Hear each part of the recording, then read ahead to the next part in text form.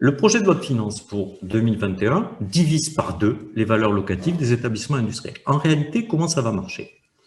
Il existe trois catégories de locaux. Les locaux d'habitation, à peu près 46 millions de locaux. Les locaux professionnels, qu'évoquait ce matin Thomas Pescia-Galetto, 3,5 millions de locaux. Et les locaux industriels, à peu près 86 000 établissements au titre de la CFE et 110 000 au titre de la taxe foncière bâtie.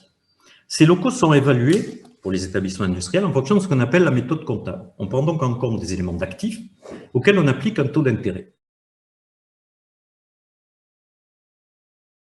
Vous savez que la CFE est un des éléments de répartition de la CVAE.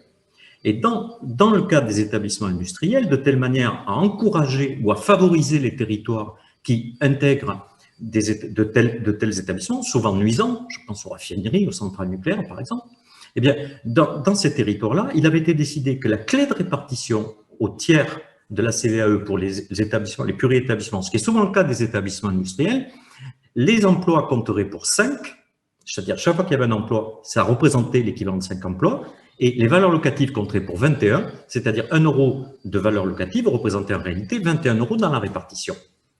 Le gouvernement indique, dans le cadre du projet de loi de finances, que pour neutraliser la division par deux des valeurs locatives, il porte le coefficient de 21 à 42.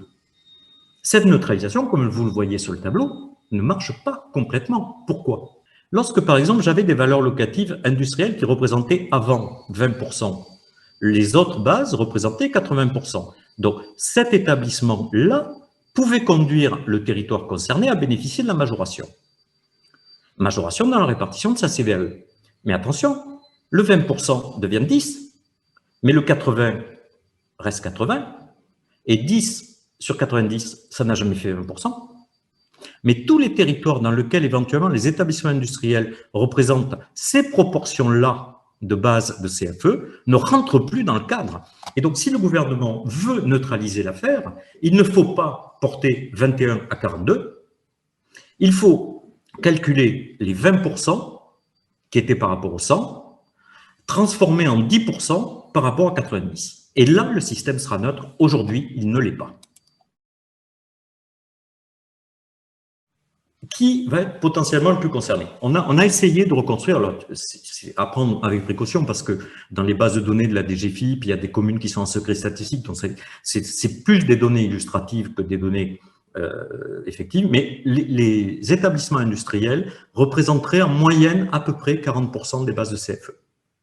Ce qui veut dire que la mesure d'allègement de 50% de ces ressources-là porterait sur à peu près 20% du produit de CFE. Et ce n'est pas une surprise, on a une surreprésentation des établissements industriels plutôt dans des territoires ruraux. Vous avez ici dans le schéma les EPCI de moins de 10 000 habitants et ici les EPCI de plus de 400 000 habitants. J'ai envie de dire qu'on met plutôt les usines à la campagne. Et donc c'est plutôt l'espace rural qui va être concerné par cette nouvelle mesure d'allègement en raison de la nature des activités économiques.